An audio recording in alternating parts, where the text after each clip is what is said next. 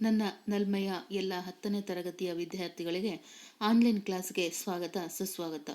ವಿದ್ಯಾರ್ಥಿಗಳೇ, ಇಂದಿನ ಅವಧಿಯಲ್ಲಿ ಅಂದರೆ chapter 15 surface area and volumes ಅಂದರೆ ಮೇಲ್ಮೈ ವಿಸ್ತೀರ್ಣಗಳು ಮತ್ತು ಘನಫಲಗಳು, ಈ ಪಾಠಕ್ಕೆ ಸಂಬಂಧಪಟ್ಟಂತಹ ಕೆಲವು ಘನಾಕೃತಿಗಳ ಫಾರ್ಮುಲಾ ಹಾಗೂ ಅವುಗಳಿಗೆ ಸಂಬಂಧಪಟ್ಟಂತಹ ಉದಾಹರಣೆ ಲೆಕ್ಕಗಳು, ಅಭ್ಯಾಸದ ಲೆಕ್ಕಗಳನ್ನು ನಾವು ವರ್ಕೌಟ್ ಮಾಡಿದ್ವಿ.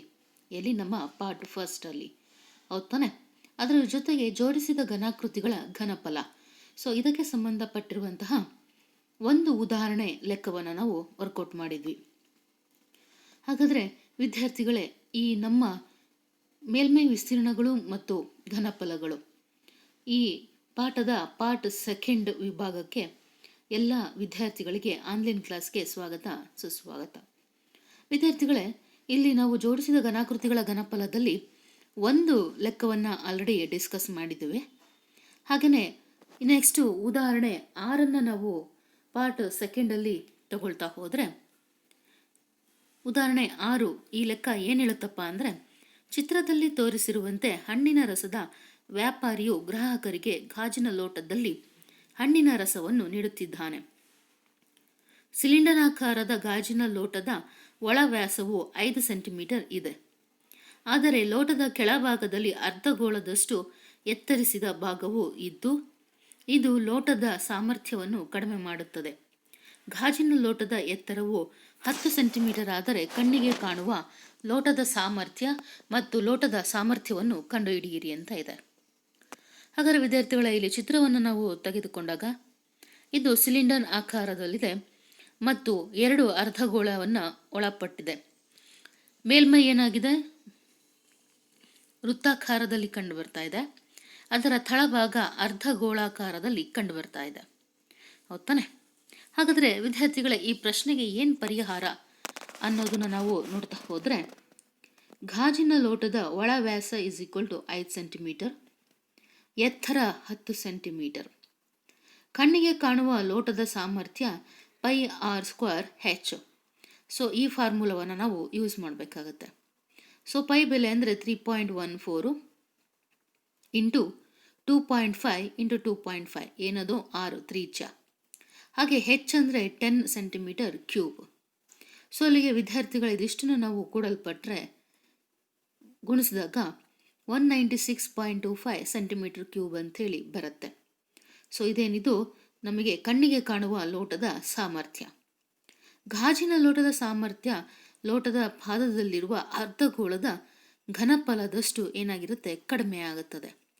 ಅಂದರೆ ಕಡಿಮೆ ಆಗುವ ಸಾಮರ್ಥ್ಯ ಏನಂತ ತಗೊಳ್ತೀವಿ, ಅಲ್ಲಿಗೆ 2/3 ಪೈ ಆರ್ ಕ್ಯೂಬ್ ಅಂತೇಳಿ ತಗೊಳ್ಪಡ್ತೀವಿ. ಹಾಗಾದರೆ ವಿದ್ಯಾರ್ಥಿಗಳ ಬೆಲೆಗಳನ್ನು ಇದರಲ್ಲಿ ಆದೇಶಿಸಲ್ಪಟ್ರೆ 2/3 ಇಂಟು 3.14 ಇಂಟು ಆರ್ ಅಂದರೆ 2.5 ತಾನೆ, 2.5 ಇಂಟು 2.5 ಇಂಟು 2.5. ಅಲ್ಲಿಗೆ ಇದೆಲ್ಲ ಗುಣಿಸ್ಬಿಟ್ಟು ಕ್ಯಾಲ್ಕುಲೇಟ್ ಮಾಡಿದರೆ 32.71 ಸೆಂಟಿಮೀಟರ್ ಕ್ಯೂಬ್ ಅಂತೇಳಿ ಬರುತ್ತೆ. ಅದರಿಂದ ಗಾಜಿನ ಲೋಟದ ಸಾಮರ್ಥ್ಯ ಕಣ್ಣಿಗೆ ಕಾಣುವ ಲೋಟದ ಸಾಮರ್ಥ್ಯ ಮೈನಸ್ ಅರ್ಧಗೋಳದ ಘನಫಲ. ಅಲ್ಲಿಗೆ ಇವೆರಡನ್ನು ನಾವು ಕಳೆಯಲ್ಪಟ್ರೆ ಬರೋದೇ ಆ ಲೋಟದ ಸಾಮರ್ಥ್ಯ ಅಂತೇಳಿ ಕರೆಯಲ್ಪಡ್ತೀವಿ ವಿದ್ಯಾರ್ಥಿಗಳೇ. ಹಾಗಾದರೆ ಈ ಲೆಕ್ಕ ನಿಮಗೆ ಅರ್ಥ ಆಗಿದೆ ಅಂತೇಳಿ ನಾನು ಭಾವಿಸ್ತೇನೆ. ನೆಕ್ಸ್ಟ್ ಮುಂದಿನ ಉದಾಹರಣೆ ಲೆಕ್ಕವನ್ನು ವಿದ್ಯಾರ್ಥಿಗಳೇ ಕೊಡಲಾಗಿದೆ, ಅದರ ಕ್ಯಾಲ್ಕುಲೇಷನ್ ಪಾರ್ಟು ಕೂಡ ಕೊಡಲಾಗಿದೆ. ಹಾಗಾಗಿ ಆ ಲೆಕ್ಕವನ್ನು ನಿಮಗೆ ಬಿಟ್ಟಿದ್ದೇನೆ. ಆ ಲೆಕ್ಕವನ್ನು ನೀವೇ ಮ್ಯಾಥ್ಸ್ ಹೋಮ್ವರ್ಕಲ್ಲಿ ವರ್ಕೌಟ್ ಮಾಡಬೇಕಾಗತ್ತೆ. ನೆಕ್ಸ್ಟು ಅಭ್ಯಾಸ 15.2 ತೆಗೆದುಕೊಂಡ್ರೆ ಇದರಲ್ಲಿ ಒಟ್ಟು 8 ನಮಗೆ ಪ್ರಶ್ನೆಗಳನ್ನು ನೀಡಲಾಗಿದೆ ವಿದ್ಯಾರ್ಥಿಗಳೇ. ಅದರಲ್ಲಿ ಕೆಲವು ಪ್ರಶ್ನೆಗಳನ್ನು ಮಾತ್ರ ಇಲ್ಲಿ ನಾವು ಡಿಸ್ಕಸ್ ಮಾಡ್ತಾ ಹೋಗೋಣ. ಅದರಲ್ಲಿ ಈ ಅಭ್ಯಾಸದ ಮೊದಲ ಪ್ರಶ್ನೆಗೆ ನಾವು ಪರಿಹಾರ ಏನು ಅಂತ ಹೇಳಿ ತೆಗೆದುಕೊಂಡ್ರೆ, ಮೊದಲ ಪ್ರಶ್ನೆ, ಒಂದು ಘನದಲ್ಲಿ ಅರ್ಧಗೋಳದ ವೃತ್ತಾಕಾರದ ಪಾದದ ಮೇಲೆ ಸಂಪೂರ್ಣವಾಗಿ ಆವರಿಸುವಂತೆ ಶಂಕುವು ನಿಂತಿದೆ. ಅವುಗಳ ತ್ರಿಜ್ಯಗಳು 1 ಸೆಂಟಿಮೀಟರ್ ಮತ್ತು ಶಂಕುವಿನ ಎತ್ತರವು ಅದರ ತ್ರಿಜ್ಯಕ್ಕೆ ಸಮನಾಗಿದೆ. ಈ ಘನದ ಘನಫಲವನ್ನು ಪೈಯಲ್ಲಿ ವ್ಯಕ್ತಪಡಿಸಿರಿ ಅಂತ ಇದೆ. ಹಾಗಾದರೆ ವಿದ್ಯಾರ್ಥಿಗಳ, ಇಲ್ಲಿ ನೀವು ಘನವನ್ನು ತೆಗೆದುಕೊಂಡ್ರೆ ಅರ್ಧಗೋಳದ ವೃತ್ತಾಕಾರ ಪಾದದಲ್ಲಿದೆ ಇದು, ಗೊತ್ತಾನೆ? ನೆಕ್ಸ್ಟು ಅದರ ಮೇಲೆ ಏನು ಮಾಡಿದೆ ನಾವು ಸಂಪೂರ್ಣವಾಗಿ ಶಂಕುವನ್ನು ಆವರಿಸುವಂತೆ ಇಡಲ್ಪಟ್ಟಿದೆ. ಸೊ 1 ಸೆಂಟಿಮೀಟರ್ ಇದೆ, 1 ಸೆಂಟಿಮೀಟರ್ ಇದೆ. ಹಾಗಾದರೆ ಈ ಚಿತ್ರವನ್ನು ತೆಗೆದುಕೊಂಡಾಗ ಇದರ ಘನಫಲ ಇಸ್ ಈಕ್ವಲ್ ಟು ಶಂಕುವಿನ ಘನಫಲ ಪ್ಲಸ್ ಅರ್ಧಗೋಳದ ಘನಫಲ. ಇವೆರಡರ ಮೊತ್ತ ಏನಾಗಿರುತ್ತೆ, ನಮ್ಮ ಘನಫಲಕ್ಕೆ ಸಮನಾಗಿರುತ್ತೆ. ಹಾಗಾಗಿ ಘನಫಲ is equal to 1/3 πr² plus 2/3 πr³ ಅಂಥೇಳಿ ತೆಗೆದುಕೊಳ್ತೀವಿ. ಅಲ್ಲಿಗೆ ಪೈ ಬೆಲೆಯನ್ನು ನಾವು ತಗೊಂಡ್ರೆ 22/7. ಎಚ್ ಅಂದರೆ 1 centimetre, R is equal to 1 centimetre. ಅಲ್ಲಿಗೆ ವಿದ್ಯಾರ್ಥಿಗಳ ಈ ಎಲ್ಲ ಬೆಲೆಗಳನ್ನು ನಾವು ಈ ಸೂತ್ರದಲ್ಲಿ ಆದೇಶಿಸಿದಾಗ ಘನಫಲ is equal to 1/3 into pi into 1 into 1 plus 2/3 pi into 1 into 1 into 1 ಅಂಥೇಳಿ ತಗೊಳ್ತೀವಿ. ಸೊ ಅಲ್ಲಿಗೆ ನಾವು ಇದನ್ನು ನಾವು ಕ್ಯಾಲ್ಕುಲೇಟ್ ಮಾಡಿದಾಗ 2/3 ಪೈ, ಸೊ 1 ಇಂಟು 1 1 ಆಗುತ್ತೆ, ಪ್ಲಸ್ 2/3 ಪೈ, ಅಲ್ಲಿಗೆ ಕೂಡಿದರೆ 3/3 ಪೈ ಅಂತ ಆಯಿತು. ಸೊ ಅಲ್ಲಿಗೆ 3 ಕ್ಯಾನ್ಸಲ್ ಆಯಿತು. ಪೈ ಸೆಂಟಿಮೀಟರ್ ಕ್ಯೂಬ್ ಅಂಥೇಳಿ ಕರೆಯಲ್ಪಡ್ತೀವಿ. ಹಾಗಾದರೆ ಈ ಘನದ ಘನಫಲವನ್ನು ನಾವೇನು ಮಾಡಿದ್ವಿ, ಪೈಯಲ್ಲಿ ವ್ಯಕ್ತಪಡಿಸಲ್ಪಟ್ಟಿದ್ದೇವೆ, ಹೌದಾನೆ? ಸೊ ಹಾಗಾದರೆ ವಿದ್ಯಾರ್ಥಿಗಳೇ, ಈ ಏನು ನಾವು ನೋಡಿದಂತಹ ಈ ಪ್ರಶ್ನೆಗೆ ಸೊಲ್ಯೂಷನ್ ನಿಮಗೆ ಅರ್ಥ ಆಗಿದೆ ಅಂತ ಹೇಳ್ಬಿಟ್ಟು ನಾನು ಭಾವಿಸ್ತೇನೆ. ನೆಕ್ಸ್ಟ್ ಎರಡನೇ ಪ್ರಶ್ನೆಯನ್ನು ತೆಗೆದುಕೊಂಡಾಗ, ರೇಚಲ್ ಒಬ್ಬ ಇಂಜಿನಿಯರಿಂಗ್ ವಿದ್ಯಾರ್ಥಿನಿ. ಅವರು ತೆಳುವಾದ ಅಲ್ಯೂಮಿನಿಯಂ ಹಾಳೆಯಿಂದ ಸಿಲಿಂಡರ್ನ 2 ವೃತ್ತ ಪಾದಗಳಲ್ಲಿ ಶಂಕುವನ್ನು ಜೋಡಿಸಿ ಒಂದು ಮಾದರಿಯನ್ನು ತಯಾರು ಮಾಡಬೇಕಾಗಿದೆ. ಈ ಮಾದರಿಯ ವ್ಯಾಸವು 3 ಸೆಂಟಿಮೀಟರ್ ಮತ್ತು ಅದರ ಒಟ್ಟಾರೆ ಉದ್ದವು 12 ಸೆಂಟಿಮೀಟರ್ ಇದೆ. ಶಂಕುವಿನ ಎತ್ತರವು 2 ಸೆಂಟಿಮೀಟರ್ ಆದರೆ ರೇಚಲ್ ಮಾಡಿದ ಈ ಮಾದರಿಯೊಳಗಿನ ಗಾಳಿಯ ಗಾತ್ರವನ್ನು ಕಂಡುಹಿಡಿಯಿರಿ ಅಂತಿದೆ. ಮಾದರಿಯ ಹೊರ ಹಾಗೂ ಒಳ ಮೇಲ್ಮೈ ಅಳತೆಗಳು ಸರಿಸುಮಾರಾಗಿ ಒಂದೇ ಆಗಿದೆ. ಹಾಗಾಗಿ ವಿದ್ಯಾರ್ಥಿಗಳೇ, ಇಲ್ಲಿ ನಾವು ಡಯಾಗ್ರಾಮನ್ನು ತೆಗೆದುಕೊಂಡಾಗ ಅದರ ತುದಿಗಳಲ್ಲಿ ಟ್ರಯಾಂಗಲ್ ಶೇಪಲ್ಲಿ ನಾವು ಜೋಡಿಸಲ್ಪಟ್ಟಿದ್ದೇವೆ, ಉಳಿದಿರೋದು ಸಿಲಿಂಡರ್ ಆಕಾರದಲ್ಲಿದೆ, ಹೌದಾನೆ? ಸೊ ಅಲ್ಲಿ ನಮಗೆ 2 ಶಂಕುವಿನ ಘನಫಲ ಕಂಡು ಬರ್ತಿದೆ, ಇನ್ನೊಂದು ಸಿಲಿಂಡರ್ನ ಘನಫಲ. ಅವುಗಳ ಮೆಜರ್ಮೆಂಟು ಕೂಡ ಕೊಡಲಾಗಿದೆ. ಇದರ ಆಧಾರದ ಮೇಲೆ ನಾವು ಯಂತ್ರದೊಳಗಿನ ಗಾಳಿಯ ಗಾತ್ರವನ್ನು ಕಂಡುಹಿಡಿಯಬೇಕಾಗಿದೆ. ಸೊ ಈ ಗಾತ್ರವನ್ನು ನಾವು ಕಂಡುಹಿಡಿಬೇಕು ಅಂದರೆ 2 ಶಂಕುವಿನ ಘನಫಲ ಹಾಗೂ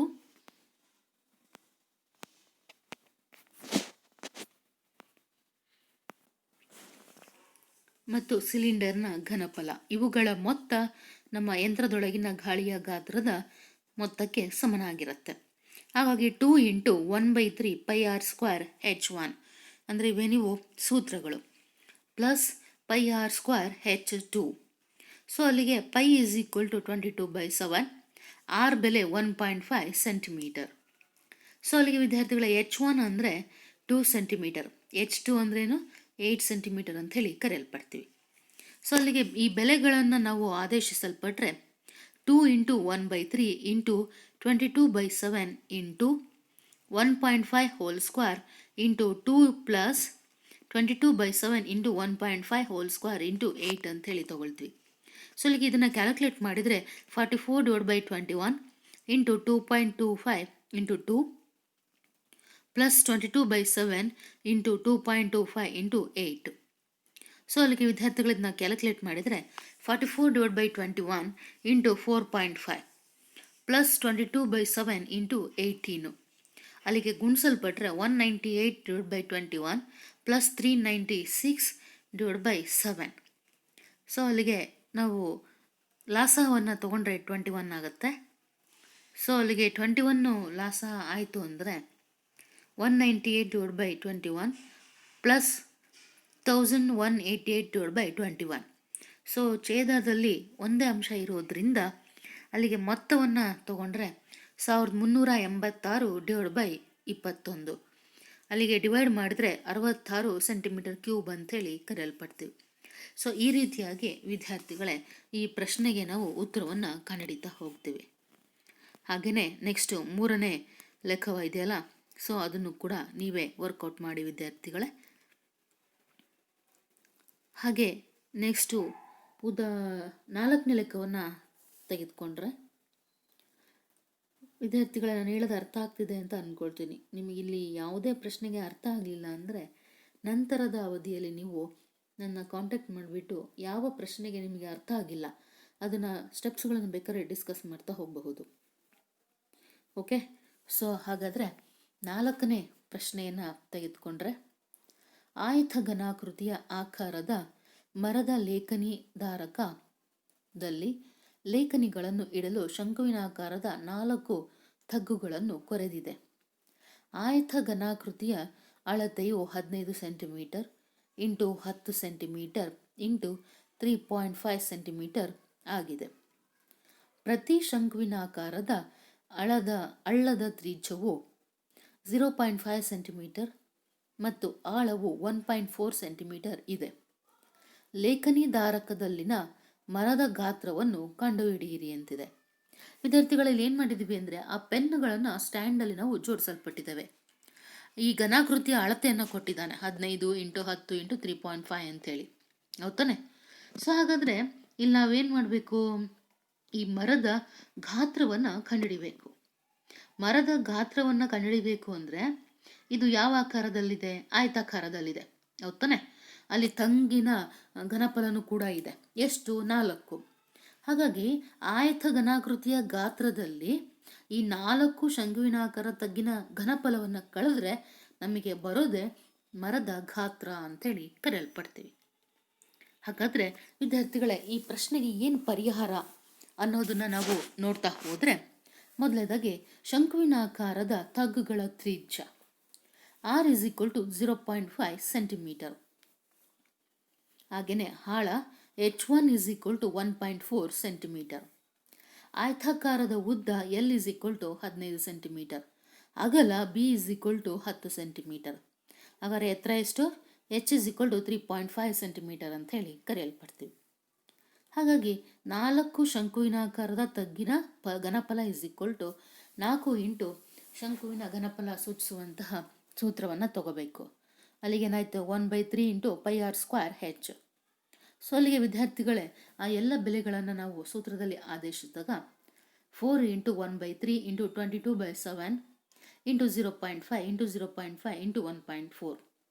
ಸೊ ಅಲ್ಲಿಗೆ ವಿದ್ಯಾರ್ಥಿಗಳು ಇದನ್ನಿಷ್ಟು ನಾವು ಕ್ಯಾಲ್ಕುಲೇಟ್ ಮಾಡಿದರೆ 4 into 1/3 into 22 into 0.5 into 0.5 into 0.2. Next ಇದನ್ನು ನಾವು ಸಾಲ್ವ್ ಮಾಡಿ 4ರಿಂದ ಗುಣಿಸಿದರೆ 1.47 ಸೆಂಟಿಮೀಟರ್ ಕ್ಯೂಬ್ ಅಂತೇಳಿ ಕರೆಯಲ್ಪಡ್ತೀವಿ. ಇದೇನಿದು ನಮ್ಮ ಶಂಕುವಿನಾಕಾರದ ತಗ್ಗಿನ ಘನಫಲ 4ರದ್ದು. ಹಾಗಾದರೆ ಲೇಖನಿ ಧಾರಕದ ಮರದ ಗಾತ್ರ = ಆಯತ ಘನಾಕೃತಿಯ ಗಾತ್ರ ಮೈನಸ್ 4 ಶಂಕುವಿನಾಕಾರದ ತಗ್ಗಿನ ಘನಫಲ. ಸೊ ಅಲ್ಲಿಗೆ 15 ಇಂಟು 10 ಇಂಟು 3.5 ಮೈನಸ್ 1.47. ಅಲ್ಲಿಗೆ ಗುಣಿಸಿದರೆ ವಿದ್ಯಾರ್ಥಿಗಳ 525 ಮೈನಸ್ 1.47 ಕಳೆದ್ರೆ ಅಲ್ಲಿಗೆ 523.53 ಸೆಂಟಿಮೀಟರ್ ಕ್ಯೂಬ್ ಅಂತೇಳಿ ಕರೆಯಲ್ಪಡ್ತೀವಿ. ಸೊ ಈ ರೀತಿಯಾಗಿ ನಾವು ಮರದ ಗಾತ್ರವನ್ನು ಕಂಡುಹಿಡಿತೀವಿ ವಿದ್ಯಾರ್ಥಿಗಳೇ. ಮುಖ್ಯವಾಗಿ ವಿದ್ಯಾರ್ಥಿಗಳೇ, ಕೊಟ್ಟಿರುವಂತಹ ಡಯಾಗ್ರಾಮು ಮತ್ತು ಪ್ರಶ್ನೆ ಹಾಗೂ ಅದಕ್ಕೆ ಏನು ಕಂಡುಹಿಡಿಯಬೇಕು, ಯಾವ ಸೂತ್ರವನ್ನು ತಗೊಳ್ಬೇಕು, ದತ್ತಾಂಶವನ್ನು ಹೇಗೆ ಬರ್ಕೋಬೇಕು, ಸೊ ಇಷ್ಟು ಅಂಶಗಳನ್ನು ನಾವು ಕರೆಕ್ಟಾಗಿ ತಿಳ್ಕೊಂಡಿದ್ರೆ ಯಾವುದೇ ಪ್ರಶ್ನೆಯನ್ನು ಕೇಳಿದ್ರೂ ಕೂಡ ಈಸಿಯಾಗಿ ನಾವು ಸೂತ್ರದ ಸಹಾಯದಿಂದ ಸಾಲ್ವ್ ಮಾಡ್ತಾ ಹೋಗಬಹುದು. ಹಾಗಾದರೆ ಈ ಪ್ರಶ್ನೆಗೆ ನಿಮಗೆ ಪರಿಹಾರ ಈಸಿಯಾಗಿ ಅರ್ಥ ಆಗಿದೆ ಅಂತೇಳಿ ನಾನು ಭಾವಿಸ್ತೀನಿ ವಿದ್ಯಾರ್ಥಿಗಳೇ. ನೆಕ್ಸ್ಟು ಮುಂದಿನ ಪ್ರಶ್ನೆಗೆ ಹೋಗೋಣ. ಓಕೆ, ನೆಕ್ಸ್ಟು 5ನೇ ಪ್ರಶ್ನೆಯನ್ನು ತೆಗೆದುಕೊಂಡ್ರೆ, ಒಂದು ಪಾತ್ರೆಯು ತಲೆ ಕೆಳಗಾದ ಶಂಕುವಿನಾಕಾರದಲ್ಲಿದೆ. ಅದರ ಎತ್ತರ 8 ಸೆಂಟಿಮೀಟರ್. ವಿದ್ಯಾರ್ಥಿಗಳ ಚಿತ್ರ ನೋಡಿ, 8 ಸೆಂಟಿಮೀಟರ್ ಇದೆ, ಅದು ಶಂಕುವಿನಾಕಾರದಲ್ಲಿದೆ. ಓಕೆ, ಮತ್ತು ತೆರೆದ ಮೇಲ್ಭಾಗದ ತ್ರಿಜ್ಯವು 5 ಸೆಂಟಿಮೀಟರ್ ಇದೆ. ಇಲ್ಲಿ ನಮಗೆ ಚಿತ್ರದಲ್ಲಿ ಕಾಣ್ತಾ ಇದೆ. ಅದರ ಅಂಚಿನವರೆಗೆ ಪೂರ್ಣವಾಗಿ ನೀರನ್ನು ತುಂಬಲಾಗಿದೆ. ಅದರಲ್ಲಿ 0.5 ಸೆಂಟಿಮೀಟರ್ ತ್ರಿಜ್ಯ ಇರುವ ಸೀಸದ ಗೋಳಗಳನ್ನು ಪಾತ್ರೆಯಲ್ಲಿ ಹಾಕಿದೆ. 4ನೇ 1 ಭಾಗದಷ್ಟು ನೀರು ಹೊರಚೆಲ್ಲುತ್ತದೆ. ಪಾತ್ರೆಯಲ್ಲಿ ಹಾಕಿದ ಸೀಸದ ಗೋಳಗಳೆಷ್ಟು ಅನ್ನೋದನ್ನು ನಾವು ಕಂಡುಹಿಡಿಯಬೇಕಾಗಿದೆ. ಅಂದರೆ ಗೋಲಿಗಳ ಸಂಖ್ಯೆಯನ್ನು ಇಲ್ಲಿ ನಾವು ಕಂಡುಹಿಡಿಯಬೇಕು. ಅಲ್ಲಿ ಎಷ್ಟು ನೀರು ಭಾಗ ಹೊರಚೆಲ್ಲಲ್ಪಟ್ಟಿದೆ? 4ನೇ 1 ಭಾಗದಷ್ಟು. ಹಾಗಾದರೆ ವಿದ್ಯಾರ್ಥಿಗಳ ಇಲ್ಲಿ ನಾವು ಮೊದಲನೇದಾಗಿ ಈ ಏನು ಸೀಸದ ಗೋಲಿ ಇದಾವಲ್ಲ ಅವುಗಳ ಗಾತ್ರವನ್ನು ಕಂಡಿಡ್ಕೋಬೇಕಾಗತ್ತೆ. ಅದಕ್ಕೆ ಕಂಡುಹಿಡಲಿಕ್ಕೆ ಸೂತ್ರ ಏನು ಗೊತ್ತಿದೆ ಅಲ್ವಾ? ಗೋಳ 4/3 πr³ ಹೌದಾನೆ. ಸೊ 4/3 ಇಂಟು 22/7 ಇಂಟು ಅಲ್ಲಿ ಹಾಫ್ ಅಂತ ಹೇಳಿ ಆರ್ ಬರುತ್ತೆ, ಅಂದರೆ ತ್ರಿಜ್ಯ 0.5. ಸೊ ಅಲ್ಲಿಗೆ 1/2 ಇಂಟು 1/2 ಇಂಟು 1/2. ಅಲ್ಲಿಗೆ ಇದಿಷ್ಟನ್ನು ನಾವು ಕ್ಯಾಲ್ಕುಲೇಟ್ ಮಾಡಿದರೆ 11/21 cm³ ಅಂತ ಹೇಳಿ ಕರೆಯಲ್ಪಡ್ತೀವಿ. ಇದು ಸೀಸದ ಗೋಲಿಯ ಗಾತ್ರ. ಹಾಗೆಯೇ ಶಂಕುವಿನಲ್ಲಿರುವ ನೀರಿನ ಗಾತ್ರ is equal to 1/3 πr²h. So 1/3 into 22/7 into 5² into 8. So ಅಲ್ಲಿಗೆ ಆ ಎಲ್ಲ ಬೆಲೆಗಳನ್ನು ಆದೇಶಿಸಿ ಕ್ಯಾಲ್ಕುಲೇಟ್ ಮಾಡಿದರೆ 4400/21 cm³ ಅಂತೇಳಿ ಹೇಳಲ್ಪಡ್ತೀವಿ. ಹಾಗಾದರೆ ಈ ಪಾತ್ರೆಯಿಂದ ಹೊರಚಲ್ಲಿರುವಂತಹ ನೀರಿನ ಪ್ರಮಾಣ ತಗೊಂಡ್ರೆ 4ನೇ 1 ಭಾಗ. ಅದಕ್ಕೆ ನಾವು ನೀರಿನ ಗಾತ್ರವನ್ನು ಗುಣಿಸ್ಬೇಕಾಗತ್ತೆ. ಅಂದರೆ 4400/21 ಇಂಟು 1/4. ಅಲ್ಲಿಗೆ ಅದನ್ನು ಸಾಲ್ವ್ ಮಾಡಿದರೆ 1100/21 cm³ ಅಂತ ಹೇಳಿ ಕರೆಯಲ್ಪಡ್ತೀವಿ. ಹಾಗಾದರೆ ಗೋಲಿಗಳ ಸಂಖ್ಯೆ ಈಸ್ ಈಕ್ವಲ್ ಟು ಹೊರಚೆಲ್ಲಿದ ನೀರಿನ ಪ್ರಮಾಣ ಗೋಲಿಯ ಗಾತ್ರ. ಹಾಗಾದರೆ ಗೋಲಿಗಳ ಸಂಖ್ಯೆ ಈಸ್ ಈಕ್ವಲ್ ಟು ಏನಾಗುತ್ತೆ? ಅದು ಪ್ರಮಾಣ ಎಷ್ಟು? 1100/21 ಹೋಲ್ / 11/21. ಸೊ ಅಲ್ಲಿಗೆಲ್ಲ ಕ್ಯಾನ್ಸಲ್ ಆಗಿಬಿಟ್ಟು 100 ಗೋಲಿಗಳು ನಮಗೆ ಉಳಿಯಲ್ಪಡುತ್ತೆ. ಹಾಗಾದರೆ ಆ ಪಾತ್ರೆಯಲ್ಲಿ ನಾವು ಹಾಕಿದಂತಹ ಸೀಸದ ಗೋಲಿಗಳು ಎಷ್ಟು? ಒಟ್ಟು 100 ಅಂತೇಳಿ ಕರೆಯಲ್ಪಡ್ತೀವಿ. ಹಾಗಾದರೆ ವಿದ್ಯಾರ್ಥಿಗಳೇ, ಈ ಪ್ರಶ್ನೆಗೆ ನಾವು ಯಾವ ರೀತಿಯಾಗಿ ಉತ್ತರವನ್ನು ಕಂಡಿಡಿದ್ವಿ ಅನ್ನುವಂಥದ್ದು ನಿಮಗೆ ಅರ್ಥ ಆಗಿದೆ ಅಂತ ಹೇಳ್ಬಿಟ್ಟು ನಾನು ಭಾವಿಸ್ತೇನೆ ಅಲ್ವಾ? ಅಲ್ಲಿಗೆ ವಿದ್ಯಾರ್ಥಿಗಳೇ, ಮುಂದಿನ ಪ್ರಶ್ನೆ 6ನೇ ಪ್ರಶ್ನೆಯನ್ನು ತೆಗೆದುಕೊಂಡ್ರೆ, ಒಂದು ಕಬ್ಬಿಣದ ಕಂಬದ ಎತ್ತರವು 220 ಸೆಂಟಿಮೀಟರ್ ಮತ್ತು ಅದರ ಪಾದದ ವ್ಯಾಸವು 24 ಸೆಂಟಿಮೀಟರ್ ಆಗಿರುವ ಘನ ಸಿಲಿಂಡರ್ ಆಕಾರದಲ್ಲಿ ಇದೆ. ಸೊ ಇಲ್ಲಿ ವಿದ್ಯಾರ್ಥಿಗಳ ನಿಮಗೆ ಏನು ಮಾಡಿದ್ದಾರೆ? ಚಿತ್ರವನ್ನು ಕೊಡಲಾಗಿದೆ. 8 ಸೆಂಟಿಮೀಟರ್ ಇದೆಯಂತೆ ಎತ್ತರ ಮತ್ತು ತ್ರಿಜ್ಯಗಳು. ಹಾಗೆ ಇದು ಸಿಲಿಂಡರ್ ಆಕಾರದಲ್ಲಿದೆ. ಇದರ ಎತ್ತರ 220 ಸೆಂಟಿಮೀಟರ್ ಆಗಿದೆ. ಪಾದದ ವ್ಯಾಸ 24 ಸೆಂಟಿಮೀಟರ್ ಅಂತ ಹೇಳಿ ಕೊಡಲ್ಪಟ್ಟಿದ್ದಾರೆ. ಇದರ ಮೇಲೆ 60 ಸೆಂಟಿಮೀಟರ್ ಎತ್ತರ ಮತ್ತು ತ್ರಿಜ್ಯ 8 ಸೆಂಟಿಮೀಟರ್ ಇರುವ ಮತ್ತೊಂದು ಸಿಲಿಂಡರ್ನ ಜೋಡಿಸಲಾಗಿದೆ. 1 cm³ ಕಬ್ಬಿಣದ ಸರಿಸುಮಾರು ದ್ರವ್ಯರಾಶಿಯು 8 ಗ್ರಾಂ, ಅಂದರೆ ಕಂಬದ ದ್ರವ್ಯರಾಶಿಯನ್ನು ಕಂಡುಹಿಡಿಯಿರಿ ಅಂತಿದೆ. ಸೊ ಅಲ್ಲಿಗೆ π ಈಸ್ ಈಕ್ವಲ್ ಟು 3.14 ಅಂತ ಹೇಳಿ ಕರೆಯಲ್ಪಡ್ತೀವಿ. ಹಾಗಾದರೆ R1 is equal to 8 centimetre, R2 is equal to 24/2. ಏಕೆಂದರೆ ಒಂದು ವ್ಯಾಸ ಕೊಟ್ಟಿದ್ದಾರೆ, ಇನ್ನೊಂದು ತ್ರಿಜ್ಯ ಕೊಟ್ಟಿದ್ದಾರೆ. ಹಾಗಾಗಿ ವ್ಯಾಸವನ್ನು ನಾವು /2 ತೊಗೊಂಡ್ರೆ ಅಲ್ಲಿ ಇನ್ನೊಂದು ತ್ರಿಜ್ಯ ನಮಗೆ ದೊರೆಯುತ್ತೆ. ಅದು 12 ಸೆಂಟಿಮೀಟರ್ ಅಂತ ಹೇಳಿ ಕರೆಯಲ್ಪಡ್ತೀವಿ. H1 is equal to 60 centimetre, H2 is equal to 220 centimetre ಅಂತೇಳಿ ಹೇಳ್ತೀವಿ. ಹಾಗಾಗಿ ಕಂಬದ ಒಟ್ಟು ಘನಫಲ ಈಸ್ ಈಕ್ವಲ್ ಟು ದೊಡ್ಡ ಕಂಬದ ಗಾತ್ರ ಪ್ಲಸ್ ಚಿಕ್ಕ ಕಂಬದ ಗಾತ್ರ. ಅಲ್ಲಿಗೆ πr2² H2 plus πr1² H1 ಅಂತೇಳಿ ತಗೊಳ್ತೀವಿ. ಅಲ್ಲಿಗೆ ಆ ಬೆಲೆಗಳನ್ನೆಲ್ಲ ಆದೇಶಿಸಲ್ಪಟ್ರೆ 3.14 into 12 into 12 into 220 plus 3.14 into 8 into 8 into 60. ಅಲ್ಲಿ ವಿದ್ಯಾರ್ಥಿಗಳು ಇದಿಷ್ಟು ನಾವು ಸಾಲ್ವ್ ಮಾಡಿದರೆ 99,475.2 ಪ್ಲಸ್ 12,057.6. ಅಲ್ಲಿ ಇದೆರಡನ್ನು ನಾವು ಕೂಡಲ್ಪಟ್ರೆ 1,11,532.8 cm³ ಅಂತೇಳಿ ಬರುತ್ತೆ. ಹಾಗಾದರೆ 1 cm³ ಈಸ್ಕೊಂಡು ಕಬ್ಬಿಣದ ದ್ರವ್ಯರಾಶಿ ಎಷ್ಟು? 8 ಗ್ರಾಂ ಅಂತ ಹೇಳಿ ಕೊಡಲ್ಪಟ್ಟಿದ್ದಾರೆ. ಹಾಗಾದರೆ ಒಟ್ಟಾರೆ ಕಂಬದ ದ್ರವ್ಯರಾಶಿ ಈಸ್ಕೊಂಡು ಏನಾಗುತ್ತೆ? ಬಂದಿರೋದಕ್ಕೆ ಇಂಟು 8 ಮಾಡಿದರೆ ಮುಗೀತು ಅಲ್ವಾ? ಸೊ ಅಲ್ಲಿಗೆ 1,11,532.8 ಇಂಟು 8 ಅಲ್ಲಿಗೆ 8,92,262.4 ಗ್ರಾಮ್ ಅಂತ ಹೇಳಿ ಕರಿತೀವಿ. ವಿದ್ಯಾರ್ಥಿಗಳೇ, ಇದನ್ನು ಕಿಲೋಗ್ರಾಮ್ಗೆ ನಾವು ಪರಿವರ್ತನೆ ಮಾಡಿದರೆ 892.26 ಗ್ರಾಮ್ ಅಂತ ಹೇಳಿ ಕರೆಯಲ್ಪಡ್ತೀವಿ ಅಲ್ವಾ? ಇದು ದ್ರವ್ಯರಾಶಿ ಆಗಿರೋದ್ರಿಂದ kgಗೆ ಕನ್ವರ್ಟ್ ಮಾಡಿದ್ದೇವೆ. ಸೊ ಹಾಗಾಗಿ ಇಷ್ಟು ನಮಗೆ ಉತ್ತರ ಬರುತ್ತೆ ವಿದ್ಯಾರ್ಥಿಗಳೇ. ಸೊ ಇದು ಕೂಡ ನಿಮಗೆ ಅರ್ಥ ಆಗಿದೆ ಅಂತೇಳಿ ನಾನು ಭಾವಿಸ್ತೇನೆ. ಸೊ ಈ ಪ್ರಶ್ನೆಗೆ ನಿಮಗೆ ಏನು ಡೌಟ್ ಇಲ್ಲ ಅಂಥೇಳಿ ತಿಳಿತೀನಿ ವಿದ್ಯಾರ್ಥಿಗಳೇ, ಅಲ್ವಾ? ಓಕೆ, ಹಾಗಾದರೆ ಮುಂದಿನ ಪ್ರಶ್ನೆಯನ್ನು ತೆಗೆದುಕೊಂಡ್ರೆ 7ನೇ ಪ್ರಶ್ನೆ.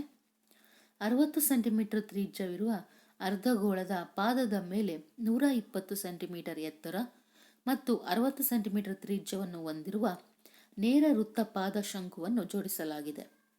ಸಂಪೂರ್ಣವಾಗಿ ನೀರಿನಿಂದ ತುಂಬಿದ ನೇರ ವೃತ್ತ ಪಾದ ಸಿಲಿಂಡರ್ನಲ್ಲಿ ತಳವನ್ನು ಮುಟ್ಟುವಂತೆ ನೇರವಾಗಿ ಈ ಘನಾಕೃತಿಯನ್ನು ಮುಳುಗಿಸಲಾಗಿದೆ. ಸಿಲಿಂಡರ್ನ ತ್ರಿಜ್ಯವು 60 ಸೆಂಟಿಮೀಟರ್ ಮತ್ತು ಎತ್ತರವು 180 ಸೆಂಟಿಮೀಟರ್ ಆದರೆ ಸಿಲಿಂಡರ್ನಲ್ಲಿ ಉಳಿದಿರುವ ನೀರಿನ ಪ್ರಮಾಣವನ್ನು ಕಂಡುಹಿಡಿಯಿರಿ ಅಂತಿದೆ. ಸೊ ಅಲ್ಲಿಗೆ ವಿದ್ಯಾರ್ಥಿಗಳೇ, ಈ ಎಲ್ಲ ನಾವು ಅಂಶಗಳನ್ನು ತೆಗೆದುಕೊಂಡಾಗ ಈ ಡಯಾಗ್ರಾಮನ್ನು ತೆಗೆದುಕೊಂಡ್ರೆ ಚೆನ್ನಾಗಿ ಅರ್ಥ ಆಗುತ್ತೆ, ಹೌದಾನೆ? ಸೊ ಇಲ್ಲಿ ತ್ರಿಜ್ಯ ಕೊಟ್ಟಿದ್ದಾರೆ 60 ಸೆಂಟಿಮೀಟ್ರು, ಹಾಗೆ ಇದು ಎತ್ತರ 120, ಈ ಅರ್ಧಗೋಳದು 60 ಸೆಂಟಿಮೀಟರು. ಸೊ ಅಲ್ಲಿಗೆ ಇದರ ಕ್ಯಾಲ್ಕುಲೇಷನ್ ಪಾರ್ಟು ಅಂದರೆ ಇದಕ್ಕೇನು ಪರಿಹಾರ ಅಂತೇಳಿ ನಾವು ತಗೊಂಡ್ರೆ, ಸಿಲಿಂಡರ್ನ ತ್ರಿಜ್ಯ R = 60 ಸೆಂಟಿಮೀಟರು, ಹಾಗೆ ಎತ್ತರ H = 180 ಸೆಂಟಿಮೀಟರ್. ಶಂಕುವಿನ ತ್ರಿಜ್ಯ ಎತ್ತರ H1 = 120 ಸೆಂಟಿಮೀಟರ್. ಸಿಲಿಂಡರ್ನ ಘನಫಲ = πr²h. ಸೊ ಅಲ್ಲಿಗೆ ವಿದ್ಯಾರ್ಥಿಗಳ ಎಲ್ಲ ಬೆಲೆಗಳನ್ನು ಆದೇಶಿಸಿದರೆ 22/7 × 60 × 60 H ಅಂದರೆ 180, ಹೌದಾನೆ? ಸೊ ಅಲ್ಲಿಗೆ ಇವುಗಳನ್ನು ನಾವು ಕ್ಯಾಲ್ಕುಲೇಟ್ ಮಾಡಿದರೆ 20,36,571.43 ಸೆಂಟಿಮೀಟರ್ ಕ್ಯೂಬ್ ಅಂಥೇಳಿ ಬರುತ್ತೆ. ಇದು ಸಿಲಿಂಡರ್ನ ಘನಫಲ. ಹಾಗೆ ಶಂಕುವಿನ ಘನಫಲ ಅಂದರೆ ಸೂತ್ರ ಏನು? 1/3 πr²h ಅಲ್ವಾ ವಿದ್ಯಾರ್ಥಿಗಳೇ? ಈ ನಿಮಗೆ ಸೂತ್ರ ಗೊತ್ತಿದೆ. ಸೊ ಇದಕ್ಕೆ ನಾವು ಬೆಲೆಗಳನ್ನು ಆದೇಶಿಸಿದಾಗ ನಮಗೆ ಅಲ್ಲಿ ಹೆಚ್ಚಲ್ಲಿ ಮಾತ್ರ ವೇರಿಯೇಷನ್ ಆಗುತ್ತೆ ಹೈಟಲ್ಲಿ. ಹಾಗಾಗಿ 22/7 × 20 × 20 × 120. ಅಲ್ಲಿಗೆ ಇದನ್ನು ಕ್ಯಾಲ್ಕುಲೇಟ್ ಮಾಡಿದರೆ 4,52,571.43 ಸೆಂಟಿಮೀಟರ್ ಕ್ಯೂಬ್ ಅಂಥೇಳಿ ಕರೆಯಲ್ಪಡ್ತೀವಿ. ಅಲ್ಲಿಗೆ ಏನು ಮಾಡಿದ್ವಿ? ಸಿಲಿಂಡರ್ನ ಘನಫಲ ಮತ್ತು ಅರ್ಧಗೋಲದ ಘನಫಲ ಕಂಡುಹಿಡಿಬೇಕು, ಶಂಕುವಿನ ಘನಫಲವನ್ನು ಕಂಡುಹಿಡಿದ್ವಿ. ನೆಕ್ಸ್ಟ್ ಇನ್ನು ಉಳ್ಕೊಂಡಿರೋದು ಅರ್ಧಗೋಳದ ಘನಫಲ. So ಅರ್ಧಗೋಳದ ಘನಫಲ = 2/3 πr³. ಇದಕ್ಕೆ ನಾವು ಬೆಲೆಗಳನ್ನು ಆದೇಶಿಸಿದರೆ 2/3 × 22/7 × 60 × 60 × 60. ಸೊ ಅಲ್ಲಿಗೆ ವಿದ್ಯಾರ್ಥಿಗಳು ಇದನ್ನು ನಾವು ಕ್ಯಾಲ್ಕುಲೇಟ್ ಮಾಡಿದರೆ ಎಷ್ಟಾಗುತ್ತೆ? 45,25,571.43 ಸೆಂಟಿಮೀಟರ್ ಕ್ಯೂಬ್. ಹಾಗಾದರೆ ಸಿಲಿಂಡರ್ನಲ್ಲಿ ಉಳಿದಿರುವ ನೀರು ಎಷ್ಟಿದೆ? 20,36,571.43 ಮೈನಸ್ ಇವೆರಡನ್ನು ಕೂಡ್ಕೋಬೇಕು. ಯಾವೆರಡು ವಿದ್ಯಾರ್ಥಿಗಳೇ? ಶಂಕುವಿನ ಘನಫಲ ಮತ್ತು ಅರ್ಧಗೋಳದ ಘನಫಲ. ಇದೆರಡನ್ನು ಕೂಡಿದರೆ 9,05,142.86 ಬರುತ್ತೆ. ಇದನ್ನು ಇದರಲ್ಲಿ ಕಳಿಬೇಕು. ಯಾವುದರಲ್ಲಿ? ನಮ್ಮ ಸಿಲಿಂಡರ್ನ ಘನಫಲದಲ್ಲಿ. ಸೊ ಅಲ್ಲಿ ಕಳೆದ್ರೆ ನಮಗೆ ಅಲ್ಲಿ ಟೋಟಲ್ಗೆ ಅದನ್ನು ಮೀಟರ್ ಕ್ಯೂಬಲ್ಲಿ ನಾವು ಹೇಳಲ್ಪಟ್ರೆ 1.13 m³ ಅಂದರೆ ನೀರಿನ ಪ್ರಮಾಣವನ್ನು ನಾವು ಕಂಡುಹಿಡಿಯಲ್ಪಡ್ತೀವಿ. ಸೊ ಈ ರೀತಿಯಾಗಿ ಈ ಸಿಲಿಂಡರ್ನಲ್ಲಿ ಉಳಿದಿರುವಂತಹ ನೀರಿನ ಪ್ರಮಾಣವನ್ನು ಸೂತ್ರದ ಸಹಾಯದಿಂದ ಕಂಡುಹಿಡಿತಾ ಹೋಗ್ತೀವಿ. ಹಾಗಾದರೆ ವಿದ್ಯಾರ್ಥಿಗಳೇ, ಈ ಸ್ಟೆಪ್ಸ್ ನಿಮಗೆ ಅರ್ಥ ಆಗಿದೆ ಅಂತೇಳಿ ಭಾವಿಸ್ತೇನೆ. ಇದರಲ್ಲಿ ಈ ಪ್ರಶ್ನೆಗೆ ಇನ್ನೊಂದು ವಿಧಾನವನ್ನು ಅಂದರೆ ಇನ್ನೊಂದು ಮೆಥಡನ್ನು ಕೊಡಲಾಗಿದೆ. ಇವೆರಡರಲ್ಲಿ ನಿಮ್ಗೆ ಯಾವ್ದು ಈಸಿ ಅನಿಸುತ್ತೋ ವಿದ್ಯಾರ್ಥಿಗಳೇ ಅದನ್ನು ನೀವು ಫಾಲೋ ಮಾಡಿ.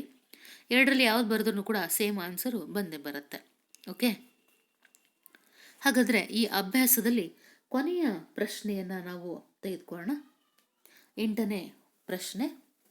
8.5 ಸೆಂಟಿಮೀಟರ್ ವ್ಯಾಸವುಳ್ಳ ಒಂದು ಗೋಳಾಕಾರದ ಗಾಜಿನ ಪಾತ್ರೆಯು 8 ಸೆಂಟಿಮೀಟರ್ ಉದ್ದ ಮತ್ತು 2 ಸೆಂಟಿಮೀಟರ್ ವ್ಯಾಸವನ್ನು ಹೊಂದಿರುವ ಸಿಲಿಂಡರ್ನ ಆಕಾರದ ಕೊರಳನ್ನು ಹೊಂದಿದೆ. ಒಂದು ಮಗುವು ಅದರಲ್ಲಿ ಹಿಡಿಯುವ ನೀರಿನ ಗಾತ್ರವನ್ನು ಅಳತೆ ಮಾಡುವುದರ ಮೂಲಕ ಅದರ ಘನಫಲವು 345 ಸೆಂಟಿಮೀಟರ್ ಕ್ಯೂಬ್ ಇದೆ ಎಂದು ಕಂಡುಕೊಳ್ಳುತ್ತಾಳೆ. ಮೇಲೆ ಕೊಟ್ಟಿರುವ ಅಳತೆಗಳು ಅದರ ಒಳಭಾಗದ ಅಳತೆಗಳು ಎಂದು ಭಾವಿಸಿ. ಅವಳ ಉತ್ತರವು ಸರಿಯಾಗಿದೆಯೇ ಎಂದು ಪರೀಕ್ಷಿಸಿ ಅಂತ ಇದೆ. ಸೊ ವಿದ್ಯಾರ್ಥಿಗಳ ಆ ಗೋಳಾಕಾರದ ಗಾಜಿನ ಪಾತ್ರೆಯನ್ನು ಚಿತ್ರದ ರೂಪದಲ್ಲಿ ನಿಮಗೆ ತೋರಿಸಲಾಗಿದೆ. ಸೊ ಅದರ ಉದ್ದ 8 ಸೆಂಟಿಮೀಟರ್ ಇದೆ ಅಂತೆ, ಹಾಗೆ ವ್ಯಾಸ 2 ಸೆಂಟಿಮೀಟರ್ ಇದೆ ಅಲ್ವಾ. ಸೊ ಇದು ಸಿಲಿಂಡರ್ನಾಕಾರದ ಕೊರಳನ್ನು ಹೊಂದಿದೆ. ಈ ಏನು ವೃತ್ತಾಕಾರದಲ್ಲಿ ತಗೊಂಡಾಗ ಇದು 8.5 ಸೆಂಟಿಮೀಟರ್ ಇದೆ. ಇದರ ಘನಫಲ 345 ಸೆಂಟಿಮೀಟರ್ ಕ್ಯೂಬ್ ಆಗಿದೆ. ಹಾಗಾದರೆ ಈ ಕೊಟ್ಟಿರುವಂಥ ಅಳತೆಗಳು ಅದರ ಒಳಭಾಗದ ಅಳತೆಗಳು ಎಂದು ಭಾವಿಸಿ ಅಂತ ಇದೆ. ಈಗ ಮೊದಲನೇದಾಗಿ ಸಿಲಿಂಡರ್ನ ಎತ್ತರ h = 8 ಸೆಂಟಿಮೀಟ್ರು, ತ್ರಿಜ್ಯ R1 = 2/2 1 ಸೆಂಟಿಮೀಟರು, ಗೋಳದ ತ್ರಿಜ್ಯ R2 ಆಗುತ್ತೆ, ಅಂದರೆ 8.5 / 2 ಸೆಂಟಿಮೀಟ್ರು. ಹಾಗಾದರೆ ಇದಿಷ್ಟು ನಾವು ಕ್ಯಾಲ್ಕುಲೇಟ್ ಮಾಡ್ಕೊಂಡ್ಮೇಲೆ ಈ ಪಾತ್ರೆಯ ಘನಫಲವನ್ನು ಕಂಡುಹಿಡಿಯಬೇಕು. ವಿದ್ಯಾರ್ಥಿಗಳೇ, ಪಾತ್ರೆಯ ಘನಫಲವನ್ನು ಕಂಡುಹಿಡಿಯೋದಕ್ಕಿಂತ ಮುಂಚೆ ಇಲ್ಲಿ ಯಾವ 2 ಆಕೃತಿಯ ಘನಫಲವನ್ನು ತಗೊಳ್ಬೇಕು ಅನ್ನೋದನ್ನು ನಾವು ಮೊದಲಾಗಿ ತಗೋಬೇಕಾಗತ್ತೆ. ಒಂದು ಗೋಳ, ಇನ್ನೊಂದು ಯಾವುದು ಸಿಲಿಂಡರ್. ಸೊ ಈ 2 ಘನಾಕೃತಿಯ ಘನಫಲವನ್ನು ಕಂಡುಹಿಡಿಯುವ ಸೂತ್ರವನ್ನು ಬಳಸಿ ಇಲ್ಲಿ ನಾವು ಕ್ಯಾಲ್ಕುಲೇಟ್ ಮಾಡಬೇಕಾಗತ್ತೆ. ಆಗ ನಮಗೇನು ದೊರೆಯುತ್ತೆ? ಈ ಒಟ್ಟಾರೆ ಪಾತ್ರೆಯ ಘನಫಲ ಏನು ಅನ್ನೋದು ದೊರೆಯಲ್ಪಡುತ್ತೆ. ಹಾಗಾಗಿ ಪಾತ್ರೆಯ ಘನಫಲ = ಸಿಲಿಂಡರ್ನ ಘನಫಲ ಪ್ಲಸ್ ಗೋಳದ ಘನಫಲ ಅಂತ ಹೇಳಿ ಕರೆಯಲ್ಪಡ್ತೀವಿ. ಹಾಗಾದರೆ ಸೂತ್ರವನ್ನು ನಾವು ತೆಗೆದುಕೊಂಡಾಗ πr1² h plus 4/3 πr2 cube. ಅಲ್ಲಿಗೆ ಎಲ್ಲ ಬೆಲೆಗಳನ್ನು ಆದೇಶಿಸಿದರೆ 3.14 × 1² × 8 ಪ್ಲಸ್ 4/3 × 3.14 × 8.5 / 2 ಹೋಲ್ ಕ್ಯೂಬ್. ಸೊ ಅಲ್ಲಿಗೆ ವಿದ್ಯಾರ್ಥಿಗಳೇ, ಇದನ್ನು ನಾವು ಕ್ಯಾಲ್ಕುಲೇಟ್ ಮಾಡಿದರೆ 25.12 × 11/21 × 8.5 × 8.5 × 8.5 ಅಂತ ಹೇಳಿ ಕರೆಯಲ್ಪಡ್ತೀವಿ. ಅಲ್ಲಿಗೆ ಉಳಿಯೋದು 25.12 ಪ್ಲಸ್ ಇದನ್ನು ಕ್ಯಾಲ್ಕುಲೇಟ್ ಮಾಡಿದರೆ 321.39. ಅಲ್ಲಿಗೆ ಇವೆರಡನ್ನು ಕೂಡಲ್ಪಟ್ಟರೆ ವಿದ್ಯಾರ್ಥಿಗಳೇ ಪ್ಲಸ್ ಇರೋದ್ರಿಂದ 346.51 ಸೆಂಟಿಮೀಟರ್ ಕ್ಯೂಬ್ ಅಂತ ಹೇಳಿ ಕರೆಯಲ್ಪಡ್ತೀವಿ. ಅವಳ ಉತ್ತರವು ಸ್ವಲ್ಪ ವ್ಯತ್ಯಾಸವನ್ನು ಏನಾಗಿದೆ ಹೊಂದಲ್ಪಟ್ಟಿದೆ ಅಂಥೇಳಿ ಹೇಳ್ತೀವಿ. ಏಕೆಂದರೆ 345 ಅಂತ ಹೇಳಿದ್ದು ಹೌದು ತಾನೆ. ಇಲ್ಲಿ ನಾವು ಕ್ಯಾಲ್ಕುಲೇಟ್ ಮಾಡಿದಾಗ ಏನು ಬಂದಿದೆ? 346.51 ಸೆಂಟಿಮೀಟರ್ ಕ್ಯೂಬ್ ಅಂತ ಹೇಳಿ ಕರೆಯಲ್ಪಡ್ತೀವಿ. ಹಾಗಾಗಿ ಉತ್ತರದಲ್ಲಿ ಏನಾಗಿದೆ ಸ್ವಲ್ಪ ವ್ಯತ್ಯಾಸ ಆಗಿದೆ ಅಂತ ಹೇಳಿ ಕರೆಯಲ್ಪಡ್ತೀವಿ. ಹಾಗಾದರೆ ವಿದ್ಯಾರ್ಥಿಗಳೇ, ಅಭ್ಯಾಸದ 8 ಲೆಕ್ಕಗಳು ಇಲ್ಲಿ ನಾವು ಡಿಸ್ಕಸ್ ಮಾಡ್ತಾ ಹೋದ್ವಿ. ಈ 8 ಲೆಕ್ಕಗಳಲ್ಲಿ ಯಾವ ಲೆಕ್ಕ ಬಿಟ್ಟಿದ್ದೀನಿ ಅದನ್ನು ನೀವು ಮ್ಯಾಥ್ಸ್ ಹೋಮ್ವರ್ಕಲ್ಲಿ ಕ್ವಶನ್ ವಿತ್ ಆನ್ಸರ್ಸ್ನ ಬಿಡಿಸ್ಬೇಕು ವಿದ್ಯಾರ್ಥಿಗಳೇ. ಹಾಗೆಯೇ ಇದುವರೆಗೂ ನಾವು ನೋಡಿರುವಂತಹ ಎಲ್ಲ ಅಭ್ಯಾಸದ ಲೆಕ್ಕಗಳು, ಅದರ ಸ್ಟೆಪ್ಸ್ಗಳು, ಉತ್ತರಗಳು ನಿಮಗೆ ಚೆನ್ನಾಗಿ ಅರ್ಥ ಆಗಿದೆ ಅಂಥೇಳಿ ನಾನು ಭಾವಿಸ್ತೇನೆ. ಹಾಗಾಗಿ ವಿದ್ಯಾರ್ಥಿಗಳೇ, ಮೇಲ್ಮೈ ವಿಸ್ತೀರ್ಣ ಮತ್ತು ಘನಫಲಗಳು ಈ ಪಾರ್ಟ್ 2 ಭಾಗವನ್ನು ಇಲ್ಲಿಗೆ ಮುಕ್ತಾಯಗೊಳಿಸೋಣ. ಇದರ ಮುಂದಿನ ಕಾನ್ಸೆಪ್ಟನ್ನು ಮುಂದಿನ ಅವಧಿಯಲ್ಲಿ ಅಂದರೆ ಪಾರ್ಟ್ 3 ನಾವು ಸವಿಸ್ತಾರವಾಗಿ ಡಿಸ್ಕಸ್ ಮಾಡ್ತಾ ಹೋಗೋಣ. ಅಲ್ಲಿಯವರೆಗೆ ಎಲ್ಲ ವಿದ್ಯಾರ್ಥಿಗಳಿಗೆ ಧನ್ಯವಾದಗಳು.